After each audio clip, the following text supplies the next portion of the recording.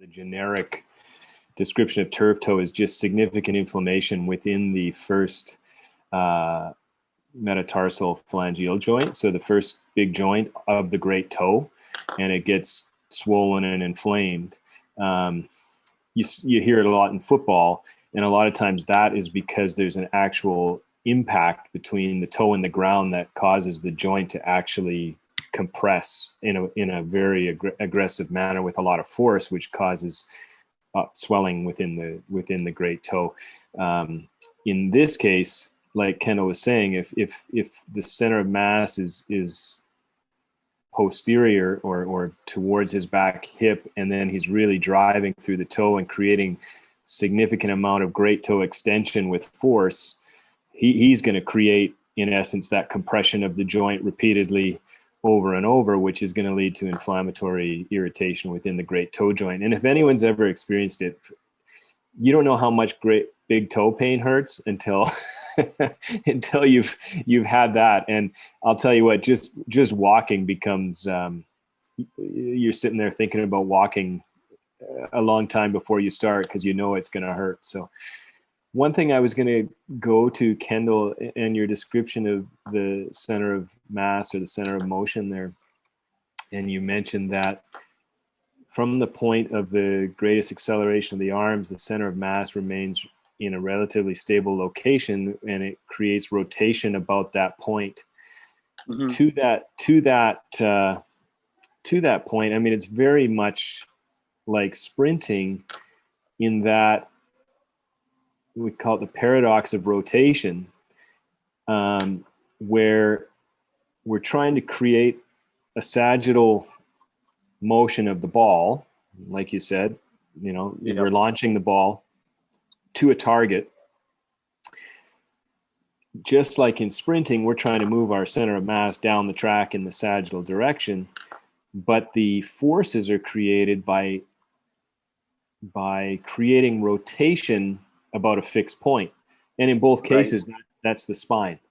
And, we make so much reference to posture when we speak in regards to sprinting, but the same applies here in relation to golf, in that being in a posturally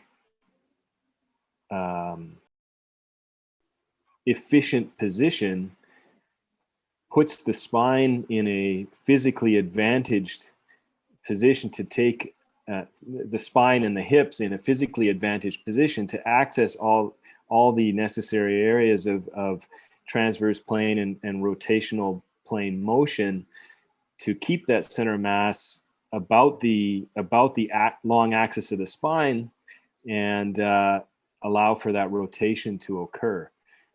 And what like you said, Kendall, which I found was interesting, is that most people then think because the target is down course, they want to move toward it. And that being a counterintuitive motion, that you want to maintain that center of mass almost like in a fixed axis so that the rotation can occur about the axis. But it all comes down to that postural advantage of putting the spine and hips in that position where we can access, full internal rotation of the backside hip, and then rotation through this lumbar spine. We're going to have we want minimal rotation through the lumbar spine because each vertebra only offers 1 to 2 degrees,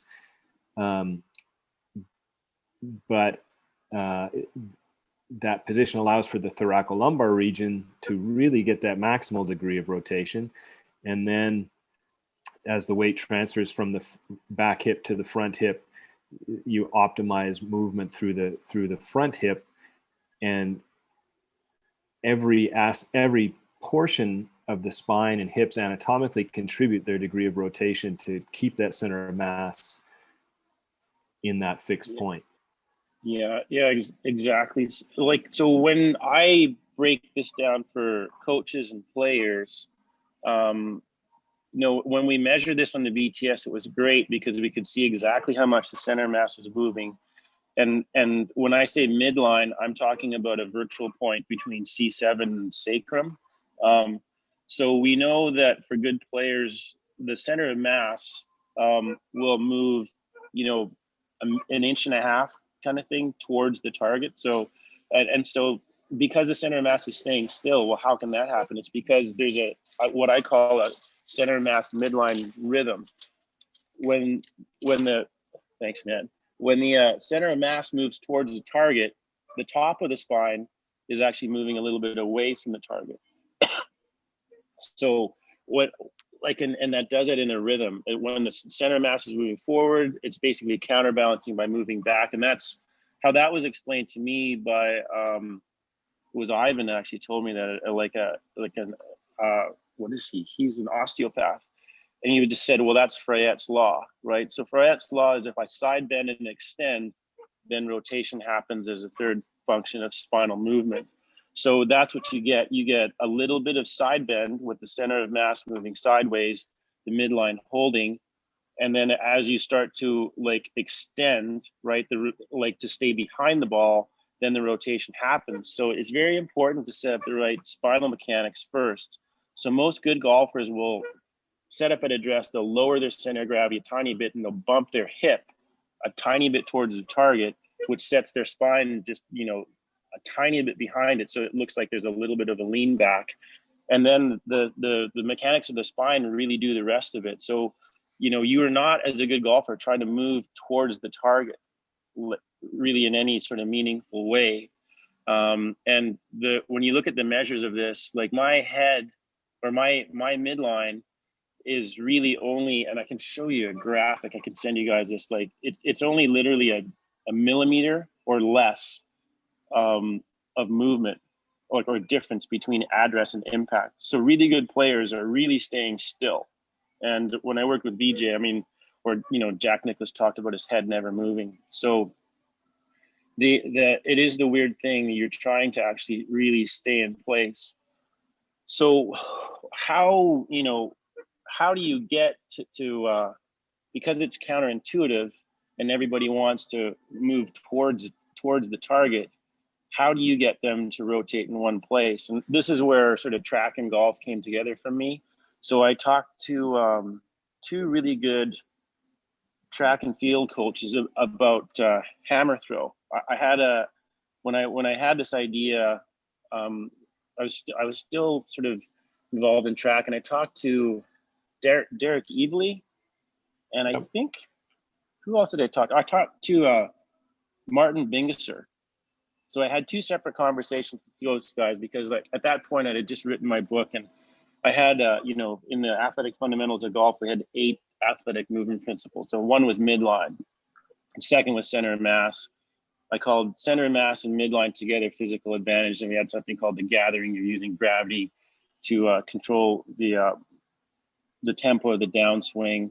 And then there was centripetal force, ground reactive force, integration, and something we called heavy point. So when I talked to these guys about those principles in hammer throw, they said, yeah, we're using all those sort of principles. And the thing that I can't remember which guy it was, but I asked him, I said, when you're throwing a hammer, are you doing it in the same way as a golf swing? And they mentioned this thing called double support. You can only power the hammer in gravity assisted in double support. And I said, that's really interesting because that's going to actually keep the center of mass centered. So right at this portion here, this is where we're starting gravity assisted and double support. And then when we get one frame sort of forward from this, that's when you're maxing out. That would be a person with a hammer, it's definitely gravity assisted right now because it's dropping down. And double support means both feet flat on the ground, right? So if my right heel in this case was off the ground significantly, I wouldn't be in double support. My center of mass would really be gravitated too far to the left, right? And I can't really power the hammer. I'd be like what Bondarchuk would say, I'd be pulling the hammer now. I wouldn't really be pushing the hammer and rotating. So my idea with golfers started to be, well, let's try to max out because the hammer is really the acid test because it's much heavier. It's a 16-pound ball and a 4-pound chain. And if that's what I have to do it with the hammer, then I should probably be trying to do that with the golf club. So gravity assisted and double support became a big thing. So that drill that I showed you that Casey was doing, that's a gravity assisted and double support drill. He's got both feet on the ground. He's trying to just purely rotate without any lateral motion, right? And then he's able to maximize centripetal force that way. 100%. I think what this also points to is many people, maybe not from a coaching standpoint, but from a player standpoint, what they see or think is that, if you want to hit the ball farther, you need a bigger club, or and if you look at just this diagram here and the concept we've been talking about, like you said, double support, gravity assisted, but maintaining that center of mass on an axis, you can see how contribution of every segment from the foot, ankle, yep, having the necessary ability to dorsiflex and allow for the transverse motion through the foot, the integral part of the movement of the midfoot, the subtalar joint, tibial rotation, and that drives the motion of the hips that then allows and drives the subsequent movement of the spine. This is an extremely physically demanding movement, and a lack of motion at any component is going to result in a movement of that center of mass that takes away from your appropriate execution of proper mechanics. Yeah, so all those comments make sense to me, and the one thing that I'd sort of like to add is I think that neuromuscularly it's very challenging to do this, because you've got it's funny when you talk to golfers, most of them have some degree of anxiety about hitting a ball, especially if it's a complex skill. And for by complex, I mean some people are just naturally drive the ball well. Some people are naturally better putters or chippers. But if you have any anxiety with the driver, your tendency is going to be to go left, because that's what people do. It seems to be a human condition. The more anxiety they have, the more you tend to sort of try to help the ball and move sideways. And that actually gets in the way of coordination. So if I dial this back a little bit, like now that we've established, I want to be double support with gravity assisted. The point that, and I discovered this after, but it should have been like, I discovered it after because I had the vision for it. We were actually just a track story. I was in Phoenix and I was speaking with Dan Pass, and Dan was going over Greg's jump at the London Olympics, right? Because I guess he kept fouling. It's a home game. He's super excited and he's a speed jumper, right? So I guess he was fouling a lot, and Pat, like Dan's cue to him to stop fouling was, hey, Greg, when you're running down, just plant your penultimate, but externally rotate your foot a little bit more. And I was like, man, that's brilliant, because it's a natural braking mechanism. He'll lower his center of gravity a tiny bit more. It'll take speed off. And then he was able to hit his mark and not foul. And that was the sort of moment that I started understanding penultimate a little bit better. So, and if you want to get into double support gravity assisted, you have to understand how to use the penultimate leg, even for a golfer. And that typically hasn't been talked about, right? So the penultimate leg is, as I sort of define it in my book, just for clarity, is it's a positioning and potentiating step. I'm controlling my center of gravity right over my penultimate, and I'm lowering it so I can actually express some force off the ground. So if I don't have good control of my penultimate leg, and I don't understand how to use it, or I'm not lowering through it to get to the lead leg, then I'm going to have consistent problems, trying to get into double support.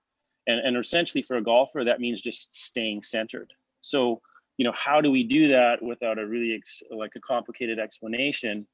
What we'll do is we'll have guys hit balls with the like sort of duck footed, heels together, pressure out of the knees, and we just force them to stay centered.